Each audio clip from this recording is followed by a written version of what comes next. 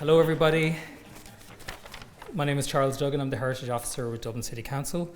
Thank you all very much for coming on this finally a warm evening for this evening's talk by Dr. Páraic Kerrigan. So this is the fifth lecture in the series of monthly lectures held here in the Oak Room. Through the series, which is part funded by the Heritage Council's County Heritage Plan grant scheme, we aim to showcase new books, research projects, topics or initiatives of importance relating to Dublin City's built heritage, intangible heritage and its social history. We are taking a break in the series until August, but in our next talk will be by Dr. Julian Clinett, who will be speaking on Dublin's sporting heritage. It will take place on the 21st of August during Heritage Week. This will be followed by Dr. Helen Litton in September, who will be giving a talk on the Republican activist and social justice campaigner Kathleen Clark. In October, Dr. Ellen Rowley will give a talk entitled Mavericks, Mother Superiors and Architects Manqués, Dublin's Catholic Church and the Provision of Housing in the late 20th century.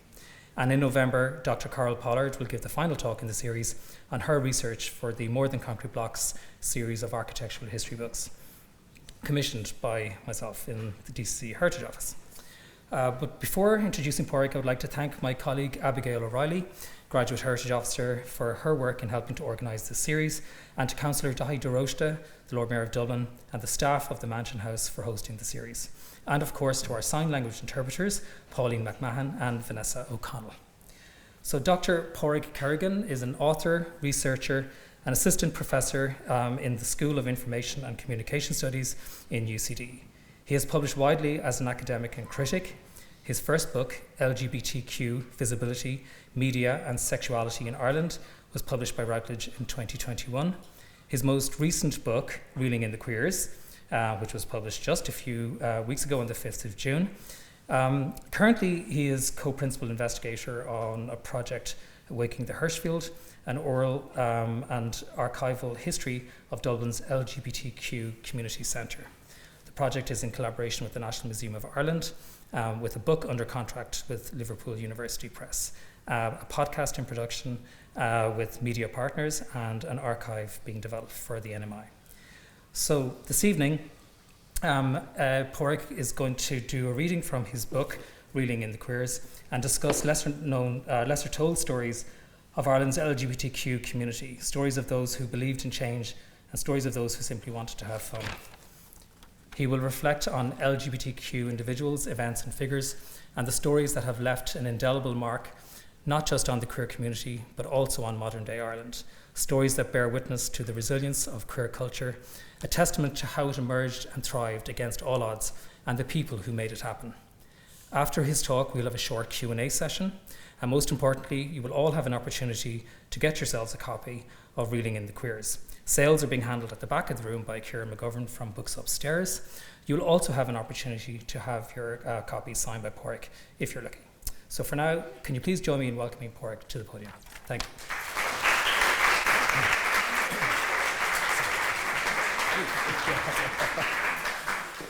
Thank you so much, everyone, and thank you for coming on this very hot day. I know the temptation for wine and other alcoholic beverages was probably tempting, but thank you for coming and giving me an hour of your time. So it's a privilege and honour to present this talk, Reeling in the Queers. And I suppose as queer people in the LGBTQ community, we often look for stories to find some sort of reflection of ourselves in the society around us. The reason why I wrote this book is because for so much of my youth, again, I'm a white gay man, and there's lots of privileges that go with that, and I totally understand all that is ensconced there. But growing up in Midlands Ireland, and I'm sure many of you have similar experiences, Midlands Ireland, a channel land of 2 TV channels, 3 radio stations, the possibilities for queer visibility were minimal. And I remember the moments of visibility that did emerge were innately entangled in shame and stigma. My very first memory of feeling a particular kind of way about my sexuality and seeing that reflected back at me was through soap opera Coronation Street, right? So one day I was sitting at home, and on TV3, as it was at the time, now Virgin Media, a bulletin just came up saying Todd Grimshaw is going to kiss Nick Tinsley tonight, and how is this such a disgrace? It's going to completely serve as homosexual propaganda for young people. So all of these terms were being used, and we're actually seeing those terms again with our trans and gender diverse communities, and that's a conversation we can perhaps have in the Q&A. But the point being, I said, if this is how I feel and this is how society treats that, that is something that I do not want to be. And then it wasn't until my 20s when I got to leave my hometown, go to an urban centre like so many queer people do, finding our own chosen family, that I began to disentangle those discourses of shame. And that's something we as queer people, and I'm seeing lots of nodding heads, we don't necessarily ever stop doing that. There's moments throughout our lives where we have to reckon with those moments of shame. I had one yesterday. I've written this book, Queer is in the title, and I've gone around to lots of bookshops in the country signing it with someone from New Island Press. But yesterday, I was in Eason's in Stephen's Green. They had a big stack for Pride, and it was really proud to see my own book in a Pride stack in Eason's. I went, wow, this really has gone mainstream. Well, I had a moment where I went, I really want to sign that, but I'm afraid that the bookseller is going to not necessarily be receptive to me wanting to do so because I'm a queer person. And of course, booksellers are lovely. They're inclusive. They're some of the best people in the world. And he was absolutely a dream to deal with. But I still had to catch myself, and there was a moment there. So this is why I wanted to write a book like this, because I grew up without any sense of a role model, and I knew there were people out there. I knew that there was a very rich history out there. And the history that I began to encounter was very much gay men. And I certainly knew that they were not part of the story. So that's some of the reasoning as to why I wanted to write this. And I'm going to kind of basically go over this over the next number of minutes, my logic in terms of how I wrote this. So I'm going to start with a quick reading from the book. Then I'm going to give you a quick overview of just Queer Ireland. The book is not a history of Queer Ireland by any stretch, but the people's lives that I tell and the stories that I tell are shaped by some of the key moments that I'll go over, right? So, happy Pride firstly, and I'm going to actually begin with a chapter that deals with the emergence of Pride. And I'm going to tell you very briefly the story of John Calnan, a young gay man who just came out of the closet and all of a sudden found himself being thrust into a Pride parade in his very first week as a young baby gay in the 1980s. Not easy to do, can I just say, as a baby gay or in the 1980s.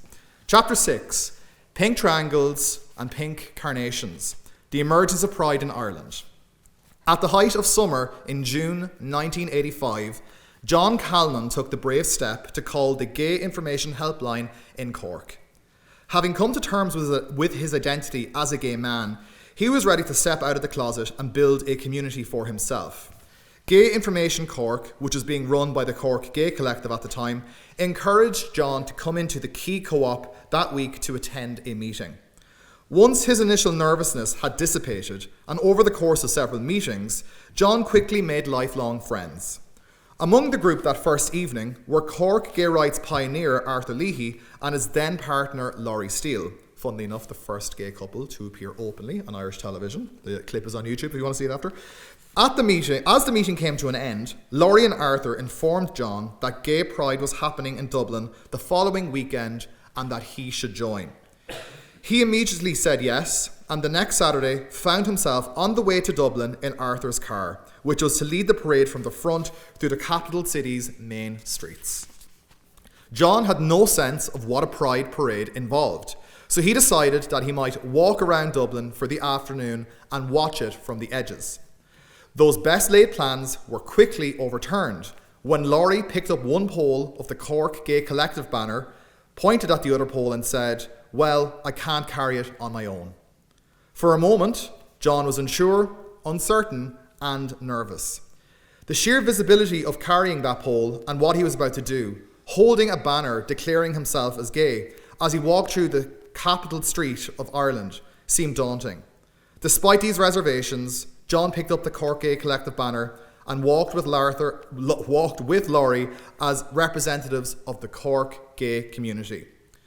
John Calnan's story is one that reflects so many people's first experiences of Pride. Certainly my first experience, and certainly many of yours. The nervousness, the trepidation, the fear, but then the eventual overcoming of that fear and the queer joy that we could all experience collectively together. And that's what this book attempts to get at. It's to tell the stories of very ordinary people who did very extraordinary things. The fact that John Callan, a young gay guy, carrying a banner, declaring himself proudly as gay on Dublin's main streets, was such a profound act for him to do. He overcame his fear to engage and to declare himself proudly as a gay man. And the book gets to the heroes and the unsung heroes of our community. So to kind of tell you a bit about the motivation as to why I wrote this, beyond wanting to give some unsung heroes their dues, oftentimes in queer history, queer historiography, and how we tell our own stories, there tends to be an emphasis placed on the political, the legislative, the milestones. Why do we do this? Well, of course, these are important markers of how we've achieved political gains. They're important markers of where we've come from. But it can obscure a lot of the activism and lots of the work that can go into this. Many communities of people come together to bring about that change, not just individual people like David Norris. David Norris, of course, is a remarkable individual and man who led to the decriminalization of homosexuality in Ireland, but there was a whole team of people around him that helped do that as well. We often also do risk overlooking the personal and the human at the core of much of this seismic change. So when we talk about history, we tend to actually just lose sight of the people that were involved in it. How they felt, the fear they felt, the joy they felt. That tends to get lost when we're writing history sometimes. And it's really important that we center the human, that we center the emotion. Also, 2024 is a significant anniversary. It's 50 years since the first ever gay pride event in the country, when a group of 12 young angry gay men and lesbians marched from the British Embassy to the Department of Foreign Affairs just over at Ivy House, and with signs saying homosexuals are revolting, in protest against the Victorian morality legislation that was in place up until 1993. And then something that I am very passionate about, queer history is quite simply Irish history. It provides a window into the seismic change that has happened into this country through the stories of queer people, but also it reflects a mirror as to who we are as a country as well. So this was the kind of central motivation and I suppose thesis, if we were to call it that, behind what this book attempts to do. And then, of course, I want to kind of just show you some 10 random facts about Queer Ireland, right? So these are just random things that I found out in the process of writing this book that I kind of went to myself, oh, that's kind of funny. Why do people not know about this? And it was through that kind of search for me trying to find where we were in our history that I actually encountered the fact that we have done a hell of a lot over the last 50 years as a community. So firstly, before the pride flag, as we all know, we're seeing it donned around our city right now quite proudly and in shop fronts and problematically in some instances through some pink washing with corporates, but we'll park that for a brief moment. Before the pride flag, pink carnations and pink triangles were the symbols of Irish pride. Pink carnations after Oscar Wilde. When Oscar Wilde was at launch night of Lady Windermere's Fan, he asked all of his gay friends to wear green carnations so they could all identify each other and know that they were safe. So this was kind of a quiet symbol for them. Similarly, the pink triangle was a reclamation of the pink triangle that Hitler forced gay people and queer people to wear in concentration camps. So this is kind of a forebear to acknowledging our European history. And did you know, and this one is one I'm particularly proud of, I've yet to be corrected, but Ireland is the first country in the world to have an all-gay boy band. Who would have thought, right? In the wake of Boyzone. And that's an interesting chapter, chapter 2. I won't spoil it for you now, but that is a tale in and of itself, with lots of gossipy trinkets for you. Hollywood rock star Rock Hudson one day came to Rice's, just where Stephen's Green Shopping Centre is right now. There was once a gay bar that didn't call itself a gay bar, but operated as a gay bar right there. And one day, Rock Hudson, who was shooting a movie with Julie Andrews in the Gaiety Theatre across the road, walked in, ordered a pint of Guinness, and let's just say he had a lot of fun that weekend. And there's many people in our community who have some saucy stories that they would not share with me, but kind of alluded to with raised eyebrows that they had a good time. We're seeing a lot of conversations around Juno Dawson's book, This Book is Gay, especially last year, and the threats to our libraries. Interestingly, in my research for the book, I found this is a cyclical thing that has been happening to our community. In the 1990s, the children's book, Jenny Lives with Eric and Martin, was banned by the Censorship of Publications Board. Jenny Lives with Eric and Martin is one of the most boring books I've ever read. I've read it. It's boring for two simple reasons. It's about a young girl living with two gay dads and co-parenting with their mother across the road. They go to the laundrette, they make their bed, they cook dinner, and that's all that happens. And there's beauty in the ordinary and the boring, don't get me wrong. Of course, this exercise of this book was to demonstrate the ordinariness of gay life. But the Irish Censorship Publications Board considered this obscene, indecent, and propaganda. So it was banned. Many of Ireland's famous and loved drag queens and performers actually emerged from the queer cultural enclave of alternative Miss Ireland, among which include Shirley Templebar, Davina Devine, Catherine Lynch, Sinead Burke, who has since appeared on the cover of Vogue magazine. We've had many of our prominent queer performers and allies rise to fame from that cultural enclave. 5 more facts, and then we'll get into kind of some of the stories and overview of gay history in Ireland. Being gay in the Irish Army was illegal under military law until gay law reform in 1993. Now, being lesbian was not illegal because lesbians were invisibilised throughout Irish history, which I've tried to correct here in this book, and there's some fabulous stories about lesbians which I will read later to you. The world's first AIDS ministry was established in New York by Irishman Father Bernard Lynch. And of course, this did not go well with the Catholic Church, who in collusion with the FBI tried to destroy Bernard Lynch through false allegations of sex abuse against children, the case of which fell apart in court because they were completely false. Phil Moore, the mother of a gay son, established support group Parents Inquiry, and this played a crucial role in convincing then Minister for Justice Maura Gagan Quinn to actually implement full gay law reform. And that's kind of what I meant earlier when I said David Norris is important, but there are many other characters in this battle for decriminalisation, such as Phil Moore, who actually ensured that a full, equal law reform with an equal age of consent was implemented by the Irish government in 1993.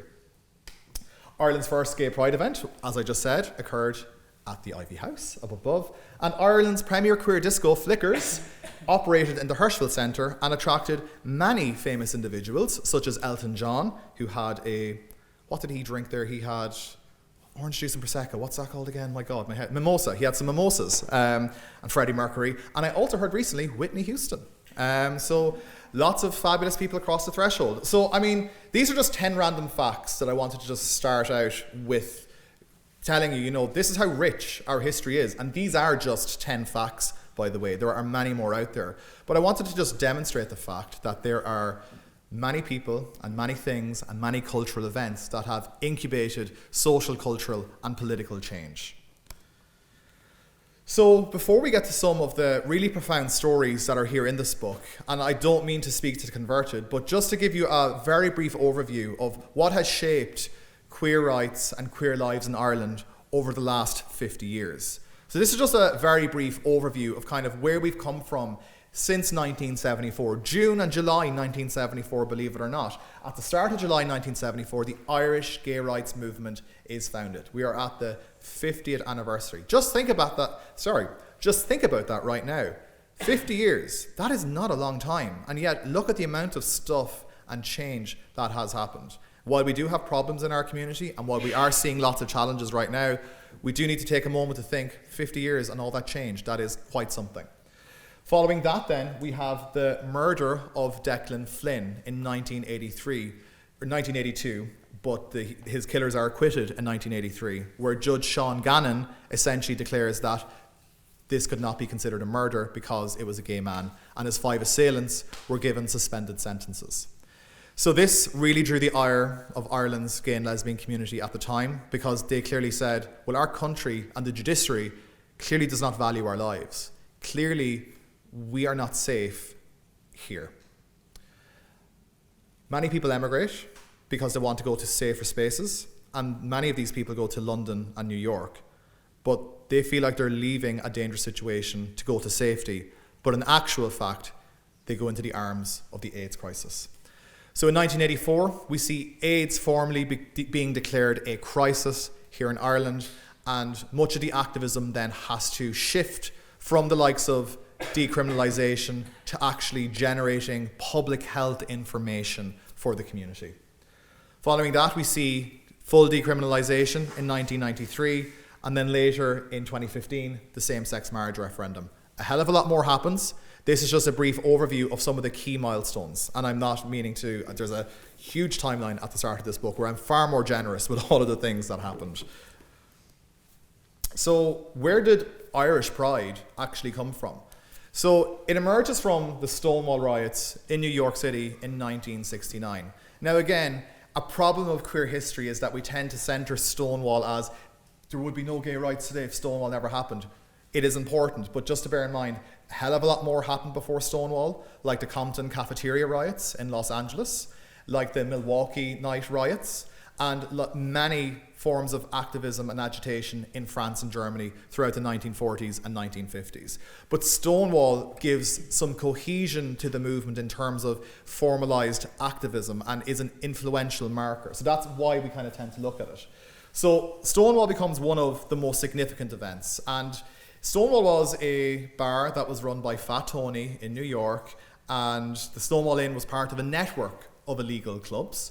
And essentially, it was operating in New York's West Village and tried to navigate around the sale of alcohol through very peculiar licensing laws. But the police regularly raided the club. And just some stories of the people that used to frequent the Stonewall Inn are heartbreaking. People would be terrified that the New York police would get their ID and then bring them to prison and literally convict them. So many people got their ID cards and actually physically ate them when the police started raiding it, so that they could not get their names, so they would give a false name. These are the kinds of things that people had to do. If you were wearing 3 items of clothing in the gender opposite to what you were assigned at birth, this was technically a crime in New York at the time. So many people who were in drag in the Stonewall Inn, like Marsha P. Johnson, would be arrested on that very basis. So you see all of these different kinds of forms of policing begin to emerge. So people just get really pissed off one night and they say enough is enough, and they start rioting for a number of nights. So with that, a number of years later, there's a founding of an Irish gay rights movement on the island of Ireland. Activists in Northern Ireland and activists in the Republic begin to see what is happening in the US. This starts to spread in Western Europe, and activists in Northern Ireland actually say to themselves, you know what, there's actually a moment happening here where we can start to challenge these laws on this island.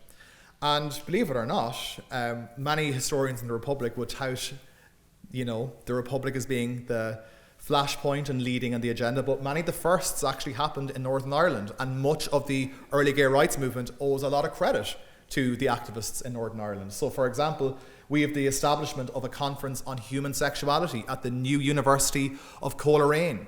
And that's a really significant point where an all-island forum is generated for people to come together and actually discuss what issues do we want to collaborate on, what do we need to change. So the media and the criminal law legislation were targeted as 2 key points. So for example, this quote here, for Irish homosexuals even, the border question has little or no meaning, for neither the North nor the South allow gays to make love. It was acknowledgement of their common problems, that the first ever gay rights conference in Ireland was organised by the sexual reform movement. So from that, we begin to see the Gay Liberation Society emerge at Queen's University Belfast, the sexual liberation movement in Dublin, and then the year after, the Irish gay rights movements emerges from these varying civil rights groups. So we owe a lot of credit to the activists in Northern Ireland for generating a lot of the work down south. And similarly, decriminalisation would not have happened were it not for Jeff Dudgeon in Northern Ireland, who took the UK government to the European Court of Human Rights in 1981 and won the case, so they could decriminalise gay sex between men in Northern Ireland. This essentially gives David Norris the opening to take his own challenge to the European Court of Human Rights. And the campaign for homosexual law reform really starts to take hold and take charge in Ireland. And Norris takes his case to the High Court in 85, the Supreme Court in 87, and fails each and every time. He's then left with no choice but to go to the European Court of Human Rights itself. And Jeff Dudgeon led the way for him to do so.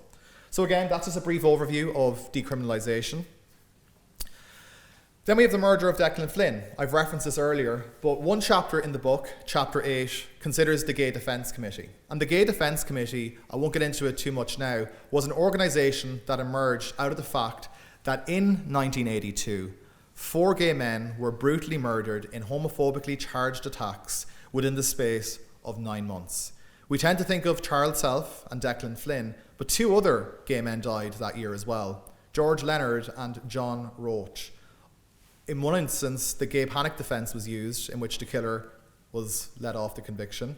In another instance of Charles Self, the crime remains unsolved. And in actual fact, the police force, the Gardaí at the time, used the Charles Self case to start profiling gay men around the city, which led to a whole host of vulnerabilities and abuses of power. So, in particular, Declan Flynn's murder and the suspended sentences of his killers results in what has become referred to as Ireland's Stonewall moment, when gays and lesbians said to themselves, you know what, enough is enough. If the state does not value who we are, we need to rise up, we need to speak back to the state, and we need to speak back to power. So the movement becomes much more visible, much more public, much more angry, and begins to start protests, and pride becomes much bigger from 1983 onwards and starts snowballing towards the prides that we are aware of today in terms of their size. And kind of one final piece is the AIDS crisis. So the first AIDS diagnosis occurs in Ireland in 1982. And it's actually the Irish gay community that provides the robust response for the country. The community actually develops the first AIDS information pamphlet when the government and the church sit on their hands and sit on their wallets as many gay men die without dignity and respect. So it's the gay media, the gay press, and varying activist groups that generate sexual health information. Bearing in mind, under the Family Law Amendment Act, many gay people could not access condoms. This is in 1985. The only circumstance through which you could buy a condom in Ireland in 1985 is if you were in a marriage, married, and got a prescription from your doctor and then went to the chemist. So of course so many gay men are going to contract AIDS and die in the most of undignified circumstances, because sexual health wasn't on the agenda firstly. Ireland at this point is considered a bad neighbour in Europe for venereal diseases, as it was called. But also, if you cannot access just a simple safety precaution, you are going to walk into the hands of something very dangerous. So the Irish government attempted to use the AIDS crisis as part of its argument to maintain the criminal laws in 1988.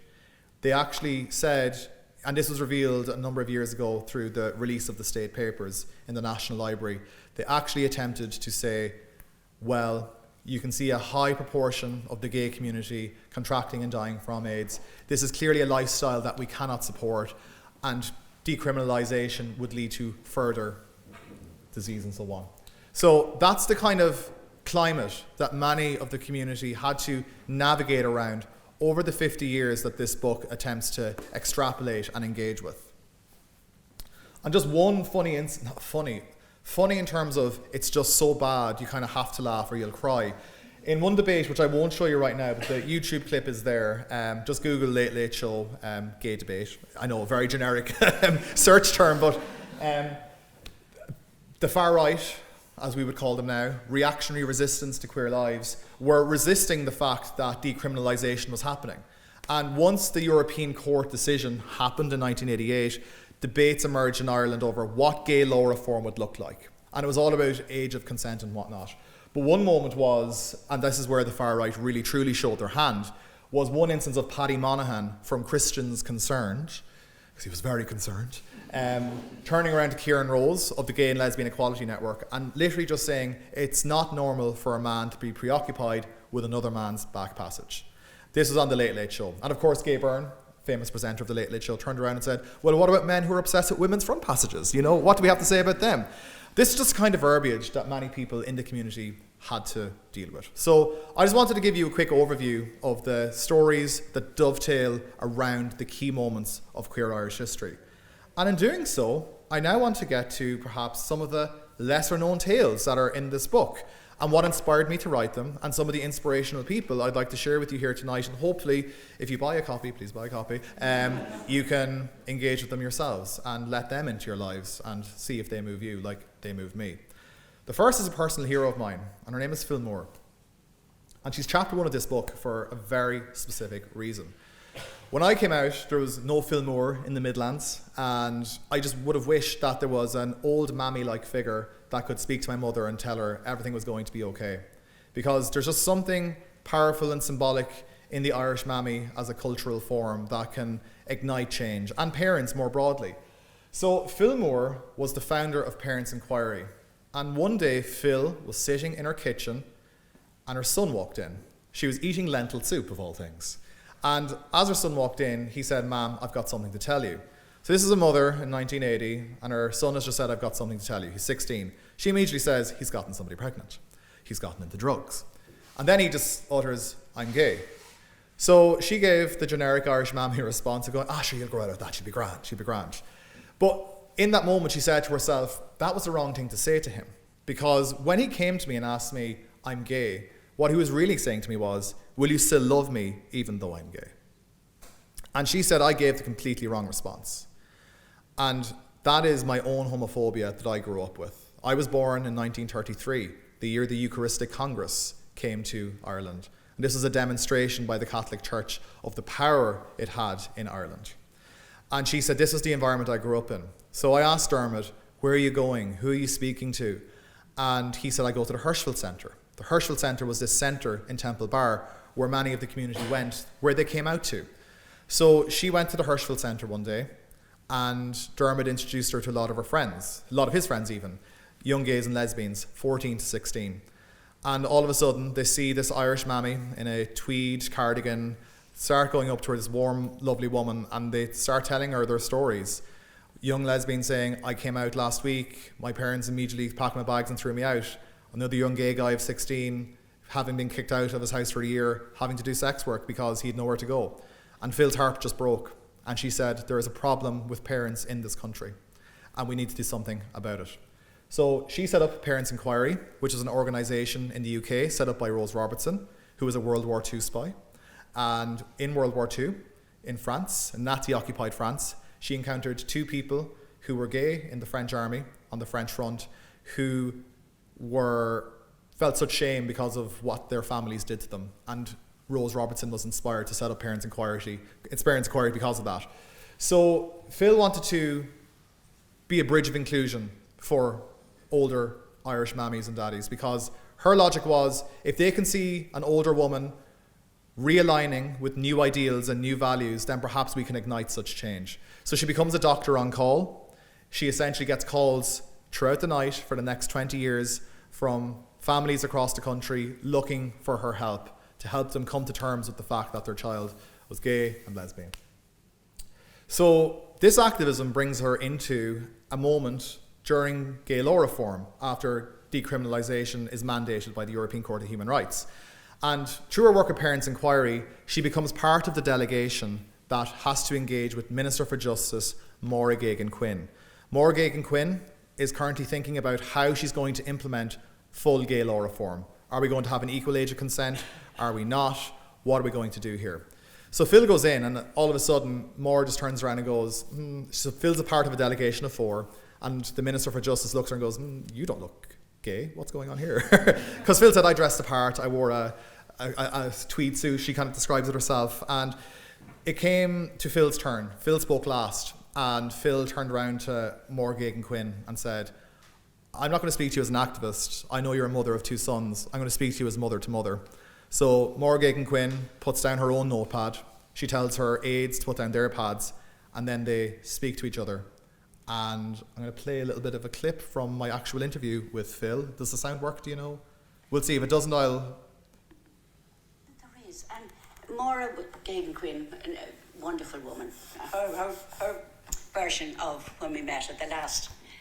we were meeting, the 4 of us. I was invited to go to meet the minister before she made her decision to go change the law. And there were the 4 of us. There was Christopher, Kieran, Susie Byrne and myself. And as we were marching in, you could see the staff. There was what the hell is she doing here, you know? I dressed motherly, if you know what I mean. I had a tweed coat and I was very, respectful and all that. Was that deliberate? Of course. Oh, your clothes are very important. You couldn't come in with the flousies, No, yes, something like that. And I was the last to speak. And the others had given them their speeches and stuff. And then she turned to me. She put down her pen. Now, she's a beautiful woman. And her eyes blinked open, is my version. And she looked at me. And she listened to me.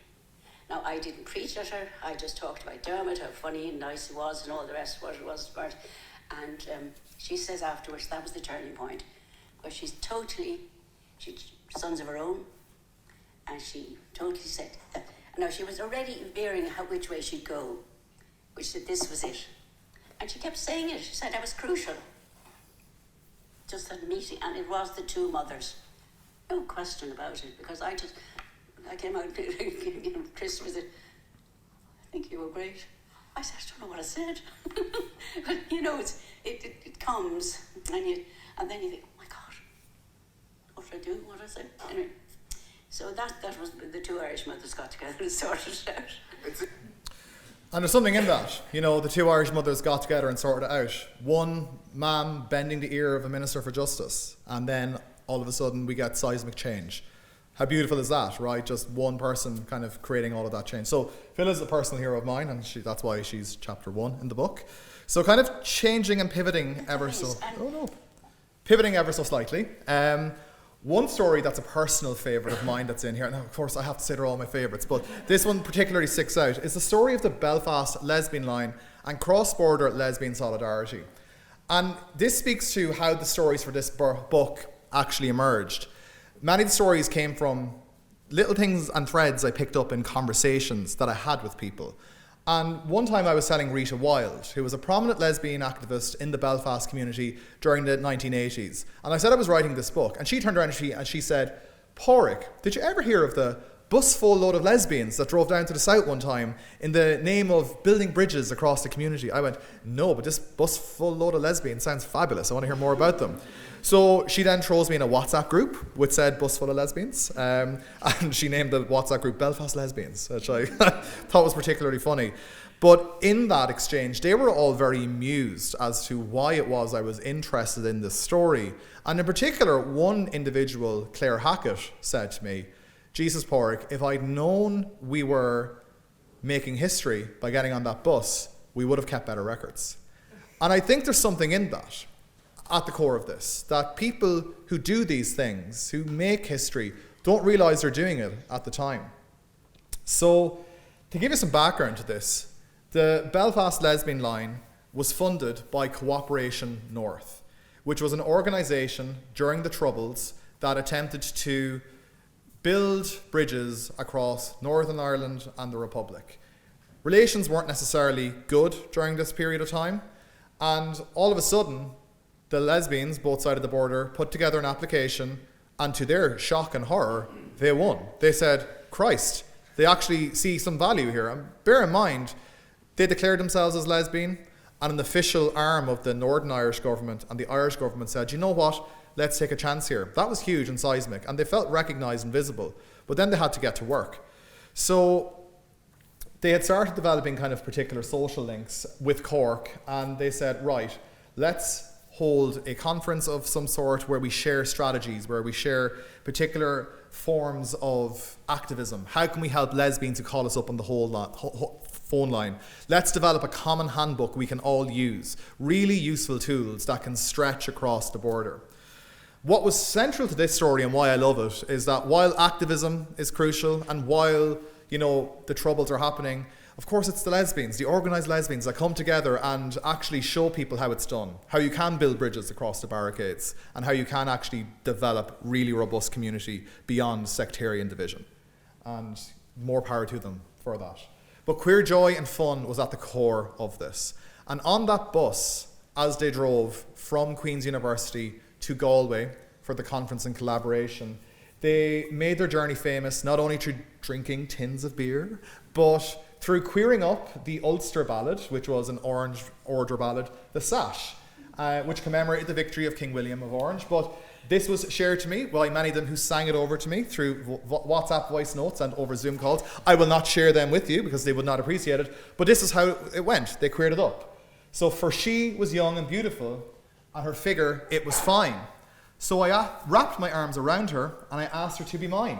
She said she would be willingly, so I kissed her on the lips, wrapped my arms around her shoulders, and my legs around her hips. So this is what they sang as they drove all the way to Galway and all the way back. And there's just an innate sense of queer fun and joy at the core of this really important work that the community did during this period. Of course, when you bite the apple, there can sometimes be poison at the core. And in this instance, there was. The cross-border collaboration with the Belfast lesbian line and the lesbian lines in the Republic was so successful that they won an award for the best collaboration in the Women's Links category from Cooperation North. So they truly did exceed all expectations. But the award presentation usually happened in a very nice chamber in Belfast City Hall, very public with lots of media and press. And then one day before the presentation was to be made, what do you think happens? The people in City Hall come up to the Belfast lesbian line and they say, listen, would you actually mind this year if we give you your award in an antechamber behind here, and we'll just make it a small affair. We're kind of cutting back budgets and whatnot, despite the fact that we're giving out awards elsewhere. And they just felt completely shat on and sidelined over the fact that they did this fabulous work, and here they were being invisibilized and put into an antechamber. So they were furious about it. So it goes to show that even in the wake of such huge change and solidarity and community building and fun, that just at the edges there was always moments of Christian fundamentalism. It was essentially the DUP that was not letting this happen, just to kind of call that out. So again, there is a kind of really beautiful story that demonstrates how getting on a bus full of lesbians, going down to the Republic and developing a handbook could create seismic change and create huge community that's still very, very much there, rich friendships that are very much there. So that is the Belfast lesbian line. And another one is that of, I'm just going to check time to see if I can read this to you. Yes, I do have time. So, censorship and suppression in queer Irish culture. So I'm going to read you a little piece from chapter 13. And chapter 13 is about the ways in which the Irish state officially tried to censor queer culture, but also how reactionary resistance, what we would now call cancel culture, attempted to cancel queer culture at particular moments. And what I'm going to read you is a really brief story that introduces this idea through Terry Blanche. Terry Blanche was one of the first prominent lesbians in the Irish gay rights movement. I've dedicated the book to her and Edmund Lynch. Terry has since passed, but Terry has often been written out of history. Not deliberately, but typically when we write these histories, it's the history of victors, which tends to centre gay men, and I feel like Terry has not necessarily gotten her flowers and dues, so that's why I give particular attention to her here. So, chapter 13, Indecent and Most Obscene. As a young woman in secondary school in Ireland during the 1960s, Terry Blanche realised she was attracted to other girls. The growing realisation of her lesbianism filled her with an innate sense of loneliness. In 1970, at the age of 16, she had nowhere to come out to, but she felt that she needed to express who she was in some way. She also had no idea what it meant to be a lesbian. She had no social spaces to go to, no role models to look up to. These factors coalesced into a very lonely time for Terry, which led her to find some reflection of her desire and feelings in the culture around her. Eventually, in a feminist pamphlet, she discovered the existence of The Well of Loneliness by Radcliffe Hall, published in Britain in 1928. The pamphlet framed the work as a lesbian novel, which immediately resonated with Terry. The following Saturday, she made the journey from Finglas to Dublin's city centre to a bookshop on Nassau Street. Taking deep breaths, she walked up and down the street, trying to muster the courage to go in, until eventually she entered a shop, admitted defeat, walked out and returned home. For much of the following week, Terry kicked herself and vowed that she would return and buy Hall's novel. The next time she was in town, Terry built up the confidence to go up to a member of staff and nervously ask, "I'm so sorry, but have you got The Well of Loneliness in stock?" The bookseller looked Terry up and down and replied, "We don't sell those types of books." In that moment, Terry felt an utter sense of shame. The bookseller knew what she wanted, why she wanted it, but also she knew what Terry was, and she shamed her for that very fact. And that speaks to the ways in which Irish culture has frequently tried to suppress and oppress the emergence of queer culture. The Well of Loneliness was banned by the Censorship of Publications Board in 1929. In fact, it was one of the first books to be banned in this country. By 1967, the ban had been lifted, but booksellers and bookshops would not stock it because of the shame and stigma that was attached to it. So it was very much in the cultural atmosphere that this was a bad book that would corrupt young people. Literature in the Irish state was frequently censored. Kate O'Brien's The Land of Spices was banned for having just one line that referenced homosexual intimacy. Dreadful. As I mentioned, Jenny Lives with Eric and Martin, another sign of censorship in 1990. This is frequent throughout the 20th century. We, of course, have more subtle forms of gatekeeping that censors Irish culture. One such example, and forgive all the text, oh my goodness, I should have actually edited all that, so you'll forgive me for this one slide, sorry. Identity magazine was a magazine that was created by the NGF, a literary publication that they wanted to commercially distribute in bookshops and in newsagents. And newsagents refused to stock it because gay and lesbian people appeared on the cover. Similarly, Family Solidarity threatened to ban community radio station Horizon Radio and sue them because they had a gay and lesbian programme on it, one episode. Later in 1993, current sitting president Michael D. Higgins had to intervene in a debate between the Health Promotion Unit and RTE. The Health Promotion Unit, as part of World AIDS Day in 1993, created a series of advertising campaigns around safe sex. RTE was refusing to broadcast it because, one, it represented gay men, two, it showed how to use condoms. Michael D. Higgins said, "I'm prepared to order the broadcast if you do not do this." So he intervened, go Michael D, and the campaign was broadcast. But these are the moments and the forms of really problematic quiet censorship that happened. That's not official, but it's as insidious, if not more insidious, I would say. And we're seeing that today, in libraries, where librarians are getting books that are problematic and putting them back or putting them in bins and not necessarily hoping anyone will notice. These quiet modes of censorship are still very much with us. And of course, and I will conclude in the next 2 to 3 minutes, if that's okay, what really gets my goat about queer history is when people say to me, people are just tacking on trans history now to lesbian and gay, and this is just a recent trend. Well, no, actually, we just need to go back to 17th century Cork to see Dr. James Barry and how activism has emerged from that very moment, but we won't get into that. I'm only looking at the last 50 years. But this book very much puts trans people very much in the queer history timeline. And one such individual is that of Judith Storm. Judith Storm was one of the first individuals to establish a movement around gender diversity in the 1960s and 70s in Ireland. That's how far back this goes.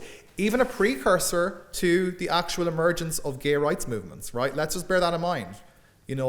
Things were happening around gender diversity before queer civil rights. Quite something, or gay civil rights, I should say.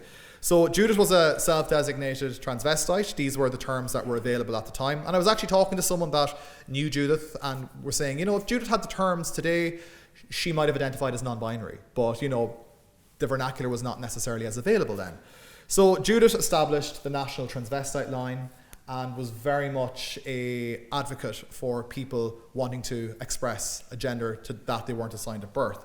And one beautiful thing and one beautiful story that's in this book is on Thursday nights in the Hirschfeld Centre in Temple Bar, people could come in to Judith, and Judith will have members of the NGF youth group, and they would say, look, listen, I want to get a dress, or I want to dress in the gender opposite to what I've been assigned at birth, but I don't know what I can do. So Judith would give them a young person to go with them to Dunnes Stores or to Brown Thomas to try on makeup, and the young person would try to make up on themselves. Do you think this looks okay? Would you like this maybe a bit more bronze? Would do it on themselves, and the person could test things out that way.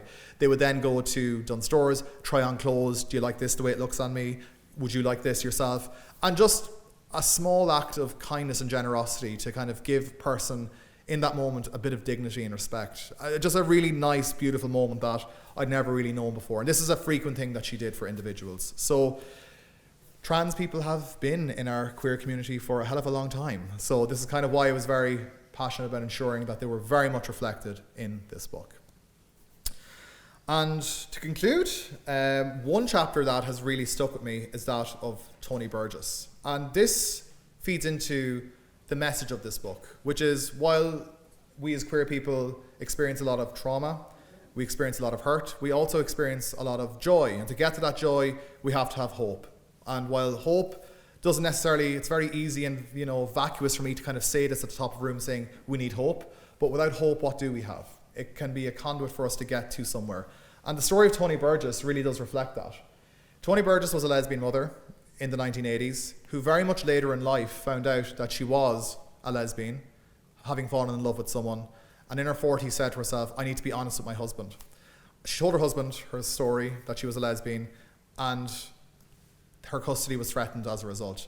If a lesbian came out later in life in a heterosexual marriage in the 70s and 80s, they immediately lost custody of their children. If it went to court, if they chose to go to court, because many of them didn't want to be publicly recognised, they would have their children taken off of them. So it was truly, truly desperate times. So Tony becomes one of the first individuals to ever maintain custody in 1992 successfully. I'm going to read her story and conclude with that. It's a particularly powerful one. And then I'm happy to take any questions afterwards, folks, if that's okay. Chapter 11, Pride in Parenting. Tony Burgess and the story of lesbian and gay parenting rights. It's a cold Ash Wednesday morning on the 28th of February 1990, as Tony Burgess stands beside her solicitor in Cove District Court.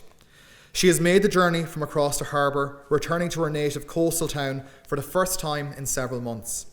Blowing into her hands, trying to warm herself, she steps nervously from side to side. Her solicitor turns to her, gives her some reassuring words. It'll be okay, should be quick. Although well-intended, the reassurances do nothing for Tony's nerves, which continue to rack up as the courthouse begins to fill. Behind her, she hears footsteps, and trying not to turn her head too much and give away how nervous she is, she sees her husband and his solicitor take their places in the courtroom. Soon, members of her family, to whom she has not spoken in months, file in. Tony tries to smile and wave at them, but they look coldly through her, ignoring her. The court falls silent, and the judge briskly moves towards the bench, taking his seat on a raised platform, looking down on everyone, about to decide Tony's fate. Immediately, Tony's heart drops. The judge has ashes on his forehead. Taking a deep breath, Tony thinks to herself, well, I'm fucked. This judge is a middle-aged, heterosexual Catholic. And that day, Tony lost right to custody to her children. Lots happened in between, but I'm going to go to the moment of hope at the end. On the day of reckoning, Tony felt hopeful as she made her way up once again the steps of the Cove Courthouse. But she still had to wait for the final outcome. As she settled into her seat at the front of the courtroom once again, the judge came out, took a seat at the bench, and after the formalities had been gone through, quickly made it clear that Tony was a fit mother and should maintain custody of her children. Tony did not realise the momentous, significant achievement she had just attained. Her solicitor turned to her and exclaimed, "This is groundbreaking. I don't think any woman has gone through this before and been successful." Tony immediately left the courthouse and stood outside her children's school. She was early and had to wait a little bit longer than usual until the school bell rang. At 3 p.m, her children ran out of the building and gave her a hug. As she gathered them into her arms, she told them, "You're going to get to live with me." Tony described this moment as a miracle. She was one of the first out and open Irish lesbians to fight successfully to keep the custody of her children after leaving a marriage. And that's what this book tries to do, is to, while we tell stories of deep despair and trauma, that there are moments of great hope and moments of great progress. And in summary, while we might be considered a global leader around queer rights today, these rights are never guaranteed. And we need to look to these moments of hope and moments of sheer activism to ensure that the good work that many of these people did is not undone. So folks, thank you so much for giving me the time generously on a very hot day, and I'm happy to take any questions, so thank you so much.